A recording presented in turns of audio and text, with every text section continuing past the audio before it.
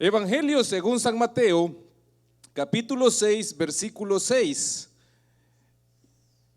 Un versículo vamos a leer para dar inicio a nuestro servicio o a nuestra predicación. Hemos titulado la meditación de esta noche, A solas con Dios, a solas con Dios. Cuando lo tenga me dice amén o me da un like. Ya lo tiene, me imagino. Mateo capítulo 6, versículo 6. Vamos a hablar de la oración. Hoy es martes torre de oración. Y la oración es más de un hábito, es un mandato, hermanos. La escritura está llena, orad sin cesar, no paréis de orar, orar sin cesar. Entonces dice la escritura, mas tú, cuando ores, entra a tu aposento y cerrando la puerta, ora a tu Padre que está en lo secreto, y tu Padre que ve en lo secreto te recompensará en público. Lo leemos una vez más, muy importante la frase que el Señor Jesús nos dice aquí, cerrando la puerta. Mas tú cuando ores, entra a tu aposento y cerrada la puerta, ora a tu Padre que está en lo secreto, y tu Padre que está en lo secreto te recompensará en público. Venimos en palabras de oración. Padre, gracias por este tiempo que nos regalas para poder, Señor, estudiar tu palabra, meditarla, aprender de ella. Ahora rogamos que sea tu Espíritu Santo el que tome control de lo que se va a decir. Señor, la oración, algo que a fuerza de ser sinceros, muchos hemos olvidado o hemos perdido el sentido de ella. Por eso suplicamos a tu Espíritu Santo que añada autoridad a tu palabra en el nombre glorioso de Jesús. Amén y amén. Puede tomar asiento los hermanos que estamos acá y que se pusieron de pie. Bien. Con esta meditación perseguimos que para poder recuperar aquellos momentos bellos de intimidad que hemos perdido con Dios. Si usted se fija, me he incluido, hemos perdido con Dios. No sé si usted algún momento de su vida espiritual ha tenido un a solas con Dios, pero verdadero. Solo usted y Dios, solo usted y Dios. Es algo tan poderoso y tan bello la oración que en el día de hoy se ha perdido, hermanos. Se ha perdido. Y retomar el arma más poderosa en las manos del creyente, el hábito de la oración. Dije hábito de la oración. Repito, dije hábito de la oración. Y con esta enfrentar todas las dificultades que a diario tenemos, porque todos tenemos dificultades. Todos, sin excepción, todos tenemos dificultades de una u de otra manera. Bien, la oración es un mandato. Es algo que dijo Jesús, orad sin cesar para que no entréis en tentación. Luego lo recalca Pedro, lo recalca Juan, lo recalca Pablo más que todos. Orad sin cesar, orad sin cesar. Entonces, si yo practico la oración de manera continua, de manera como un hábito, como el hábito de cepillarnos los dientes, quiere decir que yo estoy en obediencia. Todo creyente que no tiene el hábito desarrollado de la oración, estamos tristemente en desobediencia. Ahora, ¿qué encuentro en la oración? Fortaleza primeramente para nuestra vida espiritual. No sé si usted, al igual que yo, en ocasiones ya no queremos seguir. En ocasiones queremos y decimos, ¿para qué voy a ir a la iglesia? ¿Para qué voy a escuchar? ¿Para qué me voy a conectar? ¿Para qué voy a seguir? Porque la vida espiritual es dura, hermano. Una verdadera vida espiritual es dura. Porque yo le voy a decir algo, si a usted no le está pasando nada en su vida espiritual o en su entorno, usted no está haciendo nada en el evangelio y usted está en neutro. Porque toda persona activa, realmente activa en el evangelio, Satanás no la va a dejar en paz. Toda aquella planta que dé fruta o todo aquel árbol que lleve buen fruto es codiciable. Y Satanás va a querer hacerle tropezar. Por tanto, nosotros debemos auxiliarnos en la oración en nuestra vida espiritual. También, ¿qué encontramos en la oración? Descanso en los momentos de aflicción. Hay momentos que usted se siente deteriorado por dentro. Hay momentos que usted se siente destruido, qué sé yo, qué estará pasando en su familia, en su trabajo, en su escuela, en la iglesia. Porque créanme que no todo es color de rosa en nuestra vida espiritual. Y hay momentos que necesitamos nosotros recuperarnos en esos momentos de aflicción. Y la oración es un arma poderosa en nuestras manos. También, hermanos, valentía para enfrentar la prueba. Valentía para enfrentar la prueba. Ya lo he dicho hasta la saciedad, yo soy de aquellos cobardes que me da miedo ir al médico. Pero hablemos ahora de una realidad que está latente para todos. ¿Qué tal una enfermedad, hermano? El ser creyente no nos hace inmunes a las cosas malas que nos puedan ocurrir. ¿Y qué tal si no vienen? La diferencia la va a ser cómo yo la voy a enfrentar. Esa va a ser la diferencia. Entonces yo en la oración puedo tener o me daría la valentía para enfrentar cualquier tipo de pruebas. La oración es el único método para que nosotros hablemos con Dios. Sí, es el único método para que nosotros podamos exponernos o decirle, hablar, tener una conversación con Dios, la oración.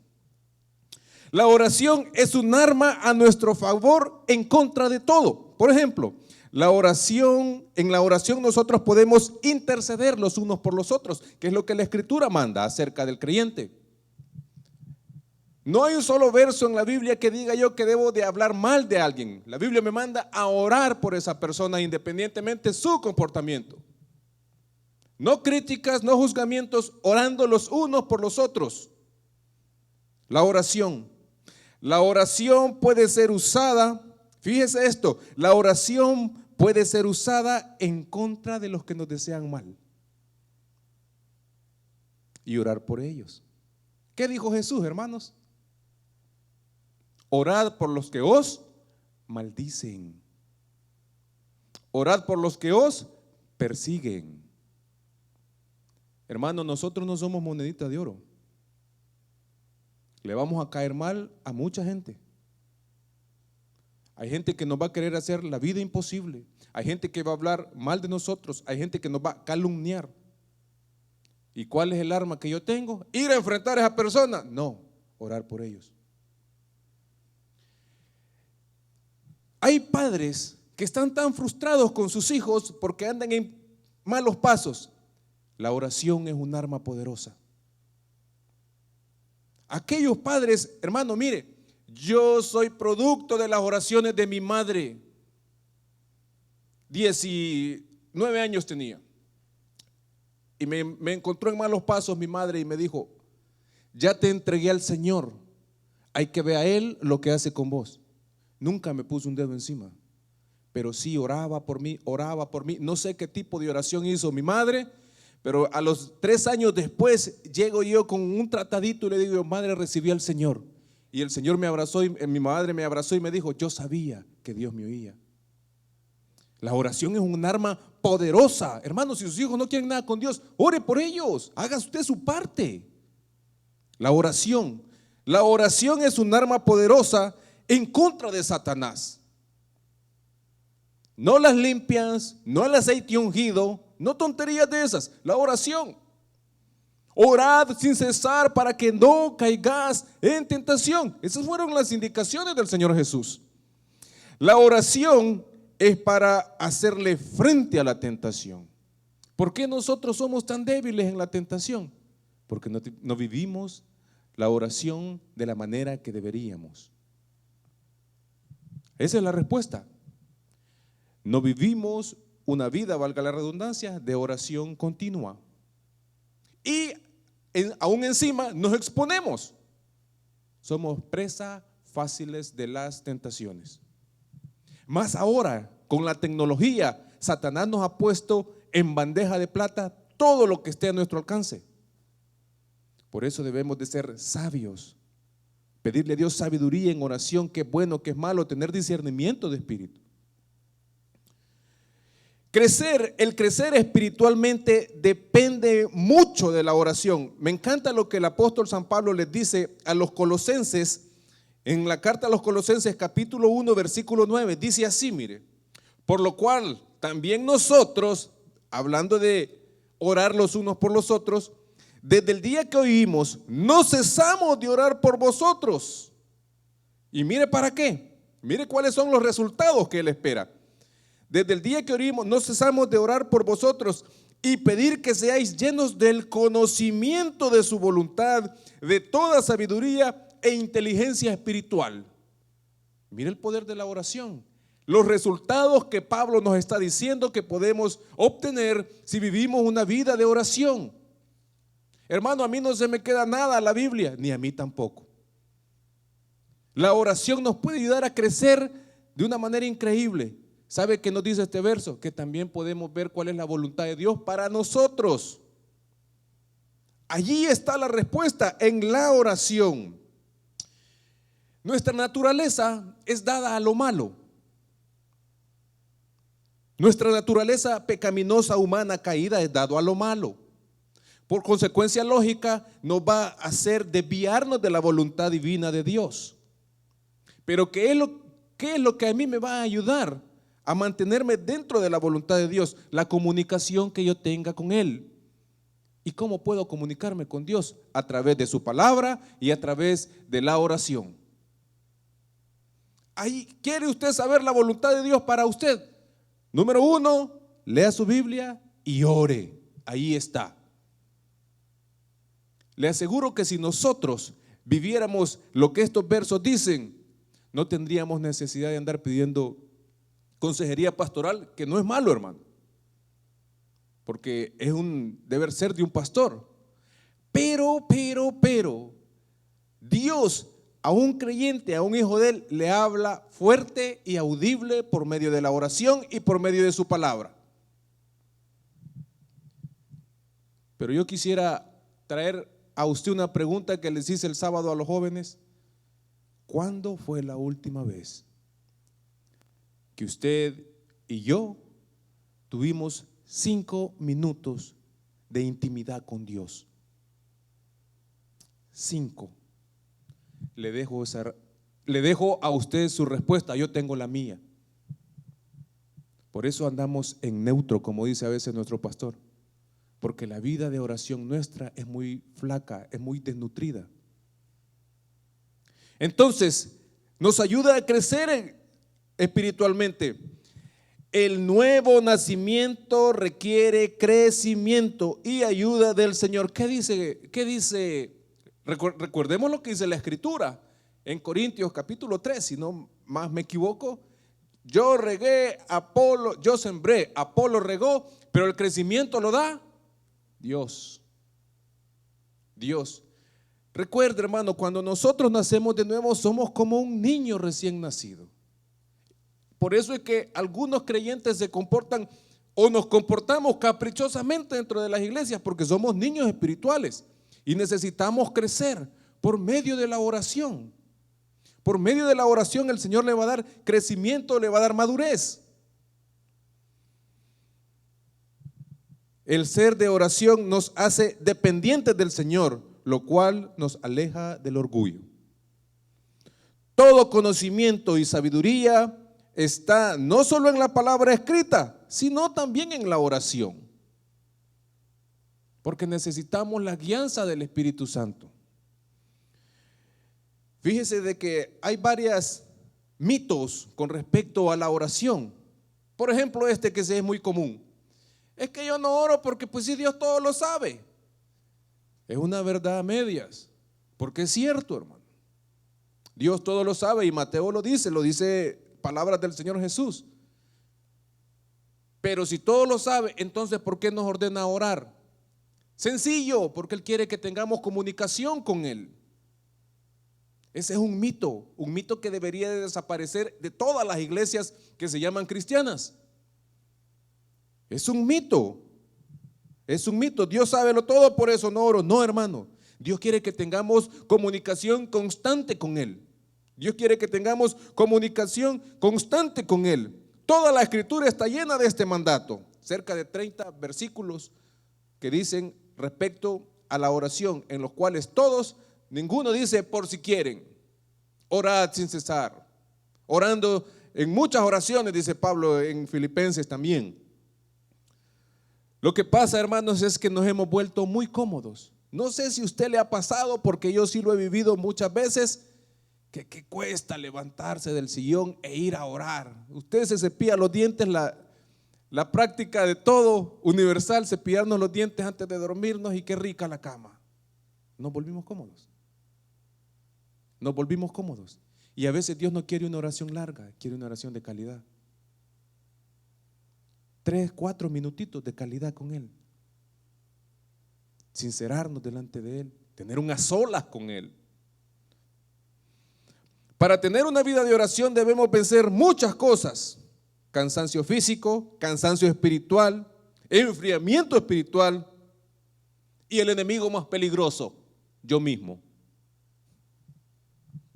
Si hay alguien que es nuestro propio enemigo, es uno mismo. Bueno, ya vi la de Netflix y a dormir. Yo fui mi enemigo.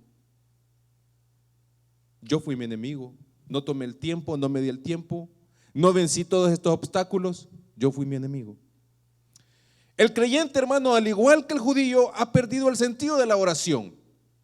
Había una tradición cuando el pueblo de Israel es llevado cautivo a Babilonia. Tenían una costumbre de que ellos a la hora de oración, ¿recuerda Daniel cuántas veces oraba? 3 veces al día oraba.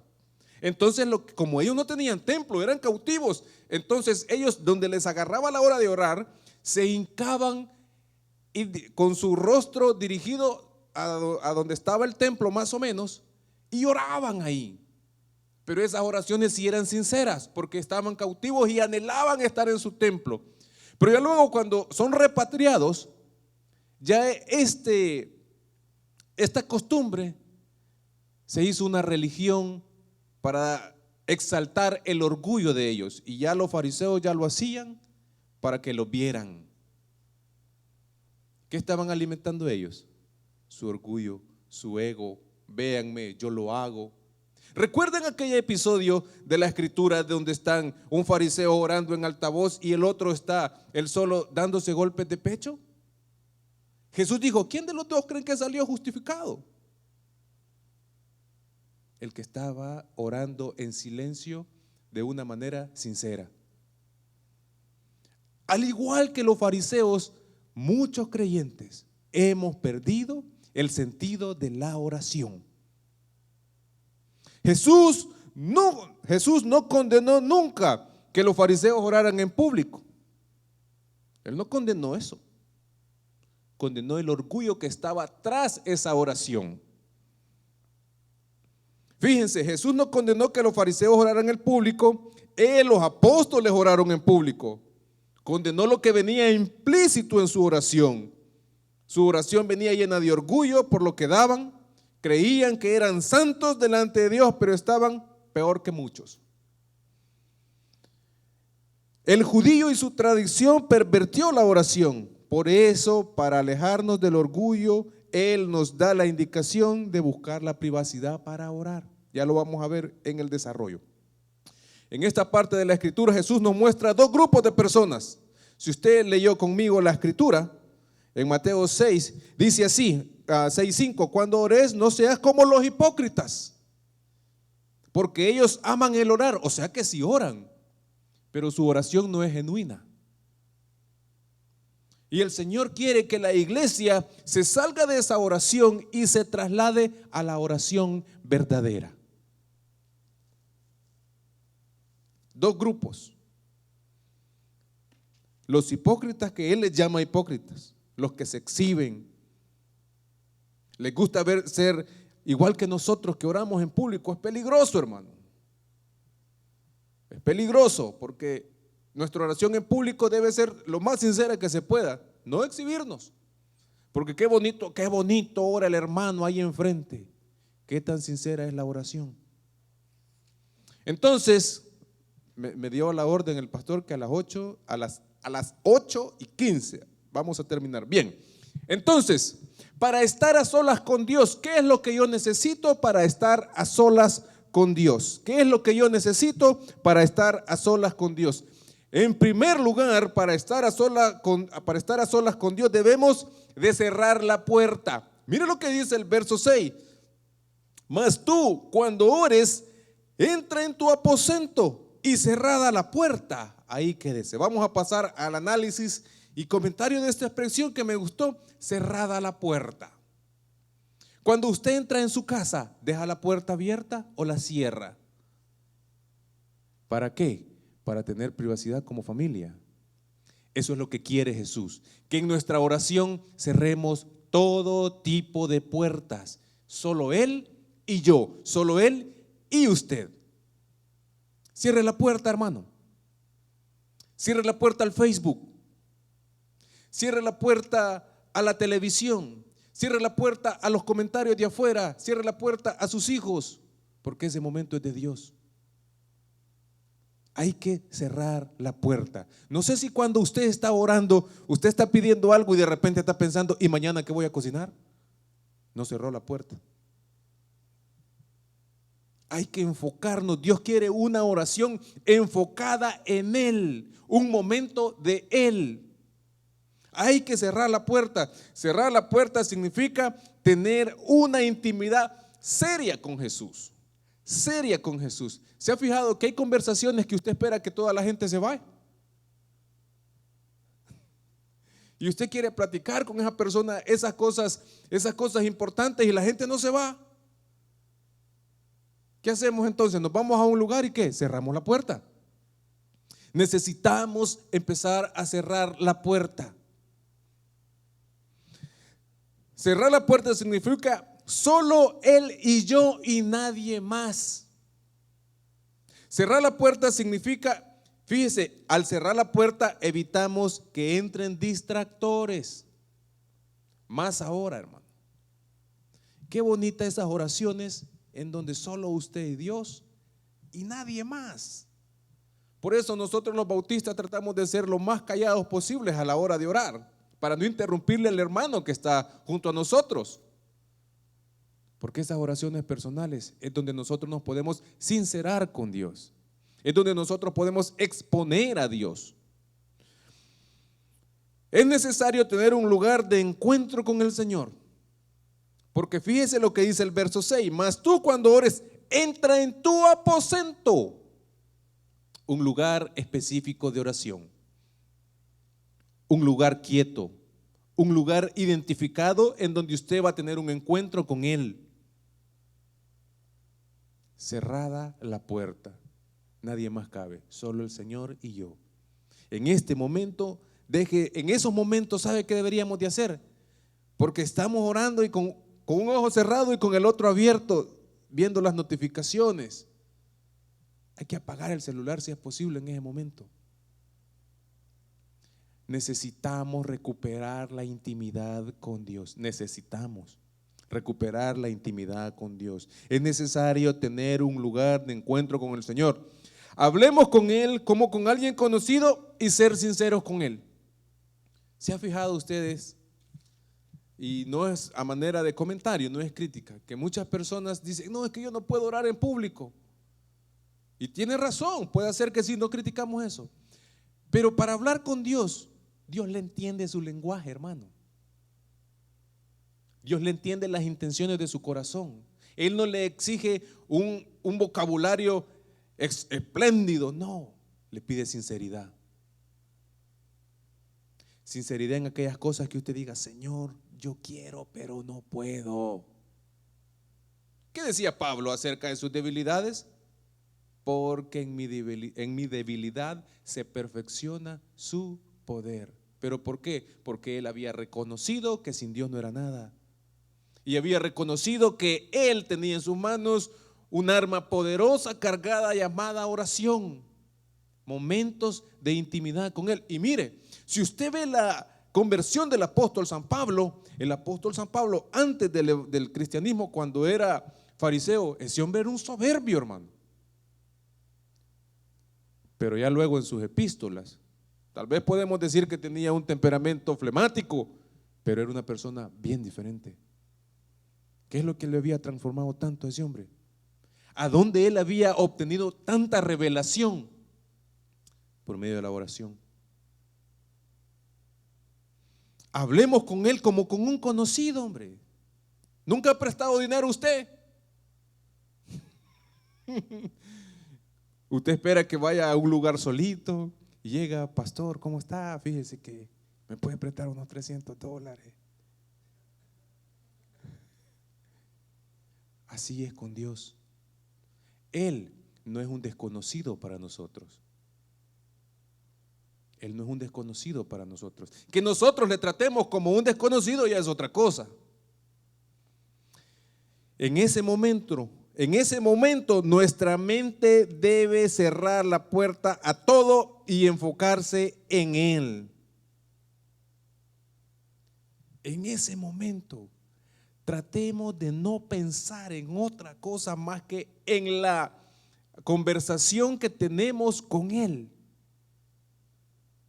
Y yo le aseguro que usted tal vez tiene destinados 5 minutos, pero esos 5 minutos se van a hacer más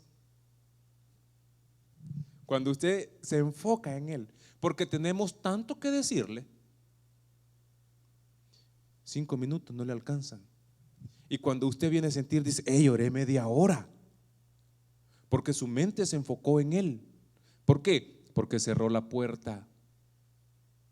Hay que cerrar la puerta a la hora de la oración.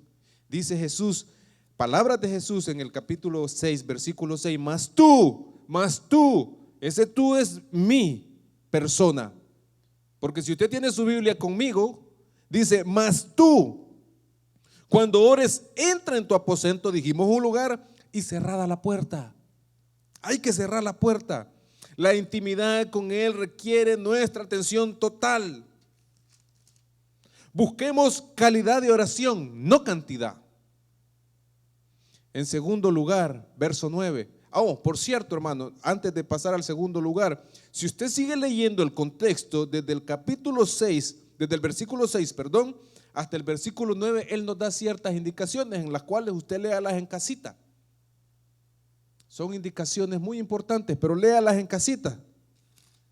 Lo que le quiero resaltar es el versículo 9, dice, vosotros pues, otra vez, mire, oraréis así. En segundo lugar, entonces, para estar a solas con Dios, es necesario exaltar y adorar su nombre.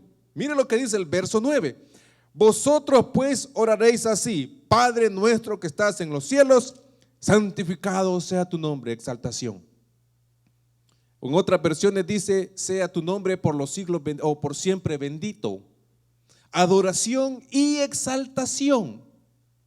Recuerde la oración de Daniel, por ejemplo. Él exalta a Dios de una manera increíble. Se pone él como un gran pecador. Se rebaja hasta lo sumo y exalta a Dios. También la oración de Nehemías. Es el mismo modelo de oración. Si usted lee esas dos oraciones, es el mismo modelo. Exaltan a Dios de gran manera, exaltan su justicia, sus atributos, le adoran. Recomendación, cuando usted ore en esos momentos de intimidad, qué bonito es que usted agarre, vaya que no se puede deshacer del teléfono, ponga en el YouTube unas alabanzas que de verdad tocan. Hay una alabanza de Marcos Witt que a mí en lo título personal me encantó. Se llama Tu mirada. Tus ojos revelan que yo nada puedo esconder. Esa alabanza, usted la oye, adora al Señor, le ora, le pide, sale ministrado, sale fortalecido, sale con fe, sale a otro nivel. Adoración. ¿Desde cuándo nosotros no adoramos al Señor? Recuerde también lo que le dijo a la mujer samaritana. Vendrán días que Dios no va a buscar adoradores en este lugar, sino adoradores en espíritu y en verdad. En espíritu y en verdad. No gran musicón, hermano. En espíritu y en verdad. Recuerde también cuando estaba Pablo y Silas presos, que les habían dado una gran latigada. ¿Qué decían? Estaban orando. ¿Y qué estaban haciendo? Cantando salmos. Nuestra oración debe de llevar exaltación a Dios y adoración. Exaltar a Dios es reconocer qué Dios más sublime tenemos, hermano. Usted nunca se ha puesto a pensar qué creativo es Dios. Dios tiene una creatividad increíble. Hermano, miren los colores, solo para darle un botón, miren los colores. No los colores que le hacen en el Home Depot, no. Los naturales, esos paisajes, esas fotografías del universo, de nuestro sistema solar, los planetas.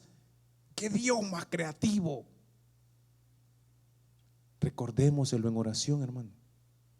Su cuerpo mismo, a pesar de que algunos lo tenemos todo deforme, pero trabaja perfecto.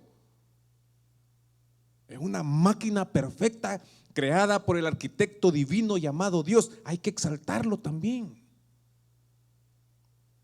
¿Cuándo fue la última vez que usted y yo adoramos en oración?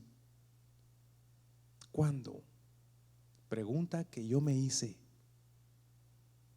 y no pasé la prueba. Pues usted sí, quizá, no sé. ¿Cuándo usted exaltó a Dios en oración? ¿Cuándo? Significa exaltar a Dios es reconocer el Dios sublime que tenemos. En la intimidad es cuando podemos adorar en espíritu y en verdad, porque es cuando nuestro espíritu busca realmente a Dios. En ese momento de oración, en ese momento que no hay distractores, cuando usted cerró la puerta, es cuando nuestro espíritu se puede conectar con Él. En adoración, cántele una alabanza, hombre. Hay una alabanza que nunca pasa de moda y no me interesa que me digan viejito, una de los voceros de Cristo, ¿se acuerdan? Oh alma mía. Oh alma mía, ama a Jehová, porque a su imagen Él te creó. Y por la sangre, hermano, usted está en oración con esa alabanza, no hombre, sale fortalecido. Porque mire lo que dice el verso 9, más vosotros oraréis así. Vosotros pues oraréis así. Empieza Jesús, Padre nuestro, reconociendo quién es Él en nuestras vidas. Que estás en los cielos, santificado sea tu nombre por siempre santo, dice en otras versiones. Exaltándole, adorándole. La iglesia debe de adorar en verdad al Padre. La alabanza está totalmente adulterada hoy en día, hermanos. Hay que hablar lo que es. Hablemos lo que es. Ya es difícil encontrar una buena alabanza bíblica. Miren las líricas de las alabanzas comerciales de hoy en día. Fuera de contexto, todo contexto bíblico. ¿Y sabe qué dice el apóstol San Pablo a los Efesios capítulo 4 versículos del 18 en adelante? Cantando salmos y cánticos espirituales. Hay unas alabanzas que nada que ver con la escritura. Está todo adulterado. Por eso, para adorar usted al Señor no necesita eso. Necesita caer rendido en oración. Necesita caer rendido en oración. En los momentos íntimos de la oración, el creyente puede genuinamente adorar, porque nadie lo está viendo. Está usted solo y Él, porque se supone que ya cerró la puerta y que ya está usted solo y Él. En esos momentos genuinamente podemos adorar al Señor. Tercer lugar, aceptar su soberana voluntad. Mire lo que dice el verso 10. Venga tu reino, hágase tu voluntad como en el cielo, así también en la tierra. Aquí queda derribado toda esa herejía que hoy últimamente ha pregonado mucho en muchas iglesias, que es declárelo, decrételo, créalo y recíbalo. Aquí no dice eso. Hágase tu voluntad. Hágase tu voluntad. No hay tal cosa como decrételo, hermano. Eso no existe, eso es herejía. Le voy a dar un decreto bíblico. Le voy a dar dos. El día que comas del árbol del fruto, ciertamente morirás. ¿Conoce usted a alguien que no haya muerto? Todos morimos. Otro decreto que no nos gusta a los que tenemos hijas hembras. Por tanto, Dejará el hombre a su padre y su madre y se unirá a su mujer. No hay padre que pueda contra ese decreto. Yo sí, dije el pastor. ¿Cuál? Decreto divino. Esos son decretos. Pero en la oración, hermano, en la oración, nuestra oración depende mucho de la voluntad de Dios. Está condicionada a la voluntad de Dios. ¿Usted cree que todos los apóstoles no tuvieron problemas y eran hombres de oración? Claro que sí. Ahí no hay tales. Pero mire cómo dice el verso: hágase tu voluntad. Yo creo que Dios puede hacer todas las cosas porque para Él todas son posibles. Ahora depende de Él si quiere. Y nosotros debemos de aceptar su voluntad. Debemos de aceptar su voluntad. Debemos de aceptar su voluntad. Expresiones como yo decreto, yo declaro, yo confieso, no caben en el modelo de oración de Jesús acá. Quedan derribados. Nuestra fe está sujetada a la voluntad del Creador. Todos los discípulos lo entendieron a perfección. Cuando el creyente acepta la voluntad, reconoce su lugar frente a Dios. Cuando usted y yo reconocemos la voluntad de Dios, que si Él quiere sí o no, no, entonces es cuando usted dice, bueno, Dios no quiso. Sea por los siglos, Jehová bendito. Sea por los siglos, Jehová bendito. Todos los discípulos, por eso debemos siempre apegarnos primeramente a su misericordia y no a nuestras obras. Señor, ten misericordia de mí. Estoy sufriendo con esta enfermedad. Sáname o llévame. Eso es aceptar su voluntad. Pero muchos de nosotros, ¿cuántos trapitos al sol sacamos en la oración? Señor, si yo te sirvo 24/7 en tu iglesia.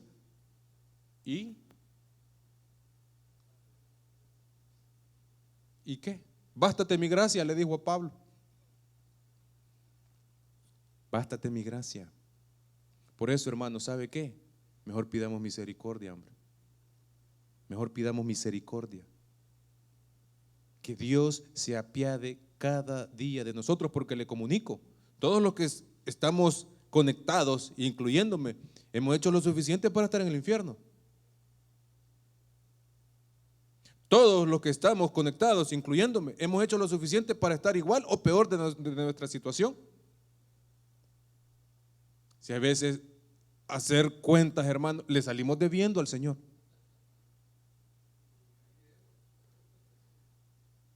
Mejor que se haga su voluntad. Que se haga su voluntad y pidamos perdón continuamente. Cuarto lugar, dejar a un lado el afán. Mire lo que dice el 11. Mire lo que dice el 6:11. El pan nuestro de cada día, dánoslo hoy. Recalco la expresión hoy. Yo no le veo ahí el ahorro, el cual no es malo, pero hay gente que como cae en el afán. Peticiones como bendíceme, prospérame, dame aquí, dame allá, dame esto, dame lo otro, no caben acá. El pan nuestro de cada día, dánoslo hoy. ¿Sabe? Me atrevo a decir que en nuestras oraciones no están las peticiones espirituales, sino que están las económicas y están las terrenales. Repito, recalco, y no es malo, hermano. No es malo, pero hay que enfocarnos en aquellas cosas que nos van a ayudar más. Como por ejemplo, aquí queda derribado el argumento de que la fe enriquece también. Santiago dice que pedimos, pero pedimos mal para nuestros deleites, lo cual es cierto, lo apruebo yo y lo he notado en mí. Llevamos más peticiones materiales, llevemos más peticiones espirituales y no materiales, porque en Mateo 6:33 dice, más buscad, que es el contexto de este capítulo, por cierto, más buscad primeramente el reino de Dios y su justicia, y todas las demás cosas os serán añadidas. O sea, no hay afán en esta oración. En el modelo de oración de Jesús no hay afán. Pidamos entonces, pidamos cosas tales como paciencia, discernimiento espiritual, humildad, entendimiento de su palabra, discernimiento de espíritu, etcétera, etcétera, etcétera, etcétera. Cosas que usted ya sabe. Y para concluir, hasta donde sea posible, para estar a solas con Dios, hasta donde sea posible, dije hasta donde sea posible, alejar nuestro corazón del resentimiento. Mire lo que dice el verso 12. Dice ahí, y perdona nuestras deudas como también nosotros perdonamos a nuestros deudores. Le voy a leer otra versión que me gusta, que es la versión hispanoamericana. Dice así, mire, perdona el mal que hacemos, como también nosotros perdonamos a quienes nos hacen mal. ¿Cuántos estamos orando con un corazón con resentimiento? Es una pregunta, hermano. ¿Cuántos estamos alejados del verdadero perdón? Es una pregunta. Es una pregunta. El resentimiento es normal, pero no debemos darle más cabida. Porque hay cosas, hay personas, hermanas, en serio, que se han ganado nuestro repudio. Oiga, ¿cómo lo estoy diciendo?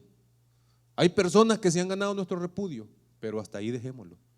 Estamos obligados a perdonar. Fíjese que Pedro, como siempre, era impulsivo, le dice al Señor, y si mi enemigo viene y peca y lo perdono, ¿cuántas? 7 veces debo de perdonarlo, porque había una tradición judía que si alguien usted lo perdonaba a la misma persona 4 veces, usted era un gran misericordioso, un extremo. Esa era una tradición judía. Entonces Pedro quería impresionar a Jesús. Le agregó 3 más. ¿Y sabe qué le dijo el Señor? No, Pedro, no 7 veces, 70 veces 7 le dijo.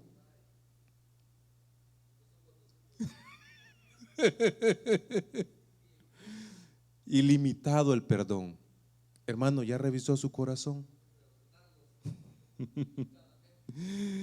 ¿Cuántos de nosotros estamos orando con un corazón sin perdonar?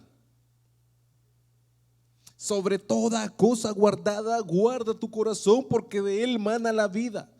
Dame, hijo mío, tu corazón y miren tus ojos por mis caminos. No hay otro lugar en el que esté nuestro corazón más a salvo en las manos del Señor.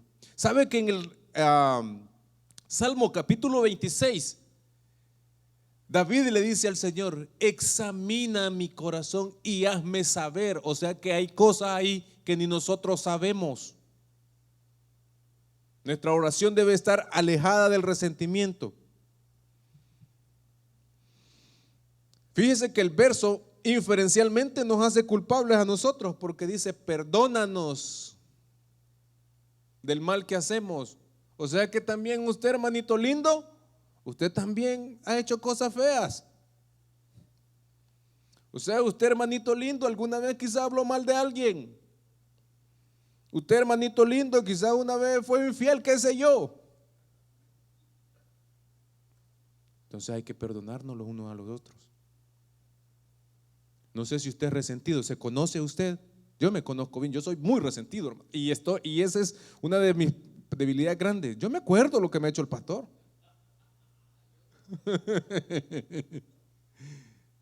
Claro, hermanos. ¿Sabe que una vez me hicieron una cosa, un desprecio a mi hija? Hermano, 15 días enfermo. Porque es cierto, hay gente que se ha ganado repudio, pero también hay gente que yo me he ganado su repudio. Así es que, ¿qué es lo que debemos de hacer? Nuestra oración debe de empezar porque el Señor nos dio un corazón limpio. Bienaventurados los limpios de corazón, porque ellos verán a Dios. El que tenga oídos para oír, que oiga. Vamos a orar. Gracias, Señor, por tu palabra. Queremos pedirte perdón porque nuestra oración ha perdido sentido. Pero ahora, Señor, que sea su Espíritu Santo que nos ayude a poder retomar ese sentido. Gracias, Padre. Dejamos a nuestro pastor con nosotros.